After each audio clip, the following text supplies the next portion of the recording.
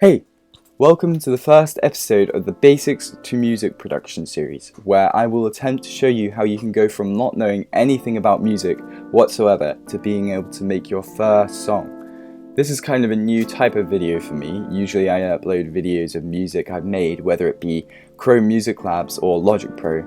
However, I have been requested to make a tutorial series on how I make music with Chrome Music Labs.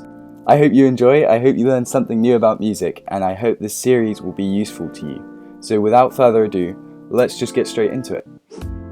During this series, I'm going to be using Chrome Music Labs to prove that anyone, no matter their software, can make music. Just for these first few episodes, I'm going to assume that you know nothing about music production, and Chrome Music Labs. So, when you open up Chrome Music Labs, you should see 14 different options. Shared piano, songmaker, rhythm, spectrogram, sound waves, arpeggios, Kandinsky, voice spinner, harmonics, piano roll, oscillators, strings, melody maker, and chords. So feel free to mess around with these, but just for this series we're going to be mainly using Songmaker. The first thing you may notice when you click on Songmaker is that there is a grid-like pattern. The lighter and darker patches split the song up into bars. So in this case there are 4 bars.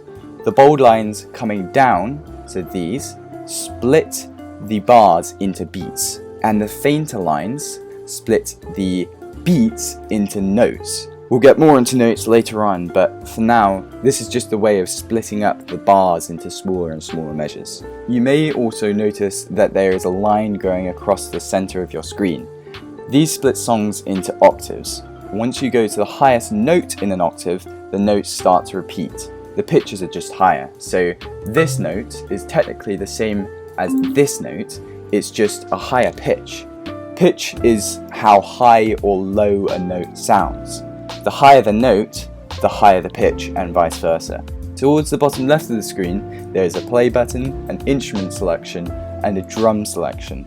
The different instruments on the Chrome Music Labs are marimba, piano, strings, woodwind, and synth. My personal favourite is probably synth, so I'm just going to leave it on that. The options for drums are electronic, blocks, kit, and conga. Kit is probably a good one to start with, so I'll just leave it on that. Moving on, there is tempo. Tempo is how fast the song is. A higher tempo translates to a higher speed. Next, there is mic. To be honest, I don't really know what this does because I've never used it. So moving on. Settings leads to another screen with a bunch of options, so I'll move on for now. Undo undoes the last action, and save gives you a link which is then associated with your song, so you can come back to your song once you've closed the tab. Pretty self-explanatory. Just make sure that you save your songs regularly. Many times I have forgotten to do this and it's lost me a lot of time, and trust me, it is not a good feeling. So moving on to settings, we have length, which is the number of bars in a song. We have beats per bar, then we have the notes in each beat, then we have the scale, which is major, pentatonic, or chromatic. You don't really need to know too much about this right now, but we'll come back to this later. Then you have the start on option, which is low, middle, or high, and the note which the first octave starts on, which is anywhere from B to C. So these are just the names that we give to notes. I'll get onto this on a later episode. Then moving on, we have the range, which is basically just the octaves in a song. So this can go anywhere up to 3 and can be as low as 1. Okay, so going back to the main screen, let's just make a simple song to get the hang of this. We've already selected the instrument and the drums. The tempo I've set to 80, and the scale I'll just put to chromatic because it generally gives more freedom when making a song. So once you get to the drawing part, which it is just as simple as like drawing onto a canvas, this is where the creativity starts. You have loads of different options of what you can do, basically endless possibilities. I can't remember exactly who said it, but when making music, a generally good quote to work by goes something like, "It's not the notes you hear that counts, it's the silence in between them." What this means is, don't just spam random notes, make sure you are leaving gaps in between notes to give the listener a rest. Also, take time to listen to what you are making. Music production is just as much about listening as it is making and editing.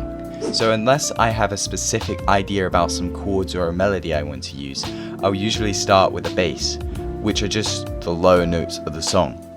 Now, after I've made the bass, I would usually make some chords. Chords can be a little bit confusing and really deserve their own video, so if you're not too sure about them, you can just skip this. Finally, I would add a melody. Melodies can be as complicated and as simple as you want them. Just remember, sometimes less is more. Don't worry if your first few songs don't sound amazing. This is more just an exercise to get you familiar with the software and with what does and doesn't sound good. Okay, I think that's gonna about wrap up this video. I hope you enjoyed, I hope you learned something new, and I'll see you in the next one. See ya!